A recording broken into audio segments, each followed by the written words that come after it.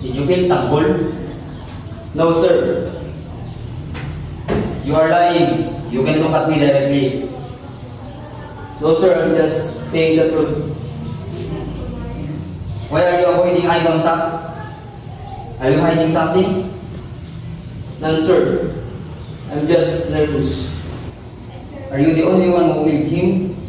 Or did you have others with you? No, sir. I'm not the one who killed him. What if you had been caught in the scene, the crime? What would you have said?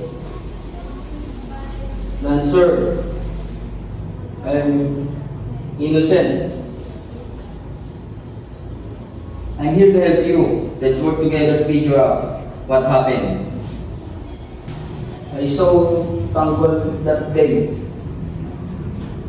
walking along the street. I did not do anything. You mentioned seeing Tanggol earlier that day.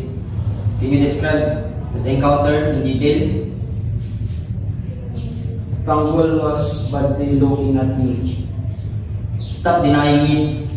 I have evidence that points to you. No, sir. I'm just telling the truth. I did not kill Tanggol. I want to hear your side story. Please tell me something. Yes, I killed Tanggol because I saw him meeting with my wife yesterday.